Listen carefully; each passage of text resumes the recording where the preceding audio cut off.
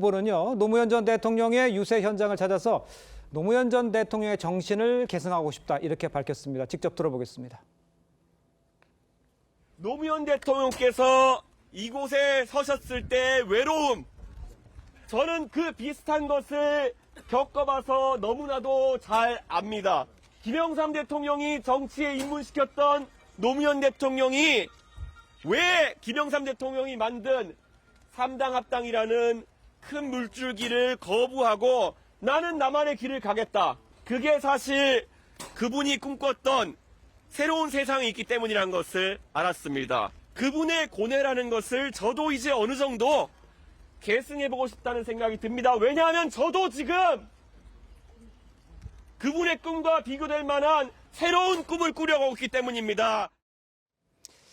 자, 노무현 전 대통령처럼 하고 있는 이준석 후보라고 할 수가 있을 것 같은데, 공식 선거운동 기간 시작이 되는 12일 0시에 전남 여수 산업단지를 찾아서 여기서 이제 유세를 시작을 한다고 그래요.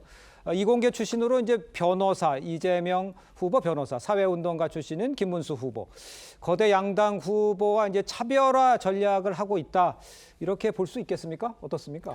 일단은 뭐 틈새 전략을 한다고 봐야 되겠죠. 네. 그때 그 동탄에서 국회의원 됐을 때처럼 이렇게 제3의 길을 계속 주창을 하는데, 네. 그래서 이제 저런 전략이 얼마나 효과가 있을지, 조금 전에 노무현 전 대통령과 비교를 했는데 본인을 네. 외로움이라고 이야기를 했지 않습니까? 근데 제가 볼 때는 노무현 전 대통령이 느꼈던 외로움하고 이준석 지금 후보가 느끼는 외로움은 좀 다른 외로움 같아요. 그리고 어쨌든 노무현 전 대통령은 대통령이 되기 전에 저 외로움을 느꼈죠. 예. 소수파로 계속 갔고, 이준석 후보도 이야기를 했지만 3당 통합 때 YS를 따라가지 않고 남았지 않습니까? 네네. 남아서 본인의 꼬마 민주당부터 시작해서 차근차근 올라와서 대통령이 됐죠. 그렇죠. 그때 느꼈던 외로움이고, 이준석 후보가 느끼는 외로움은 본인이 거대 여당을 어쨌든 떠났습니다. 본인은 쫓겨났다고 하지만은 떠났고, 그래서 저 소수 당을 만들어서 느끼는 그런 외로움이고, 또 그래서 어떤 그 스토리 측면에서 이 인권 변호사도 했지 않습니까? 노무현 전 대통령은. 그렇죠. 그런데 이 이준석 지금 후보는 박근혜 전 대통령 키조로 들어와서 그냥 정치권에만 계속 있었어요. 네. 저는 이제 제가 볼 때는 그런 차이점이 있는 겁니다. 그리고 또 하나 가장 큰 차이점은 팬덤이죠. 노사모 같은 그런 강력한 팬덤이 이준석 후보에게 있느냐, 그런 생각을 하게 되면은, 이준석 후보는 이번에 본인이 대선 후보급으로 올라서는 기회는 됐지만은 지금부터 이제 어떤 선택을 할지 그 부분에 따라서 앞으로의 정치적 장래가 좀 결정될 걸로 봅니다. 알겠습니다. 어제였죠. 이제 홍준표 전 대구시장 미국행 직전에 이준석 후보를 만났는데, 이번 대선판은 이재명 대 이준석 양자 구도로 간다. 이렇게 이제 홍준표 시장이 이제 덕담을 한 것으로 좀 전해지고 있어요.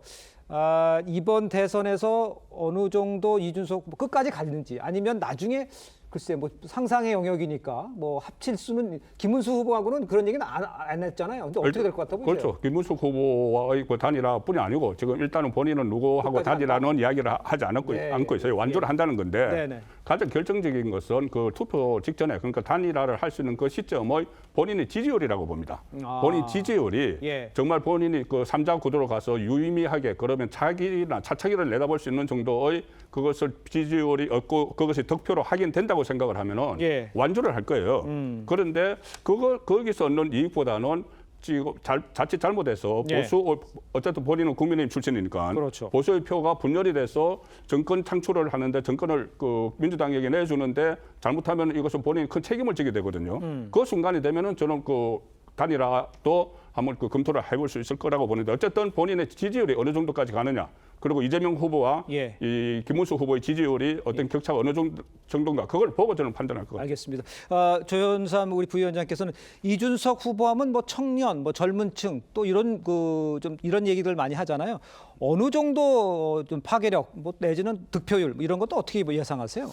이준석 후보의 경우에도 확실한 지지층이 있다고 볼 수가 있겠죠. 20대 젊은 층 사이에서 이준석 후보에 대한 지지세가 어느 정도 확인이 되고 있는 부분이 있기 때문에 어느 정도 일정 부분 득표를 할 가능성은 있어 보입니다. 게다가 이번에 사실상 후보 강탈, 쿠데타와 같은 그런 일이 벌어지지 않았겠습니까?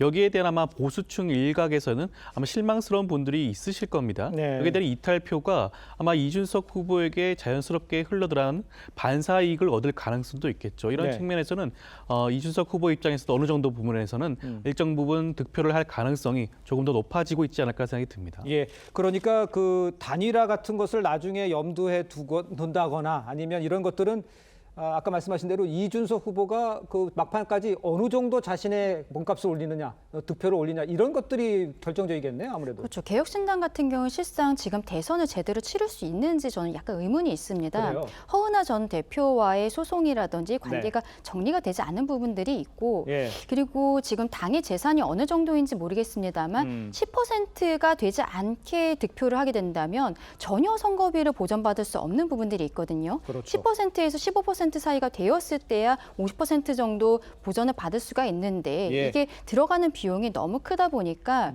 이준석 후보 입장에서는 마음속으로는 본인이 또 젊고 본인의 어떤 작년 총선 과정에 있어서 이낙연 전 대표와의 빅텐트 이런 거를 치는 과정에서 본인의 지지층이 좀 빠져나갔기 때문에 예. 그 빅텐트를 접고 다시 자기의 길을 갔었던 경험이 있거든요. 여러 가지 좀 곤란한 상황들이 있을 것입니다. 근데 지금 상황에 있어서는 결과적으로 저희 김문수 후보가 네. 얼마나 정말로 지지층들을 결집할 수 있느냐.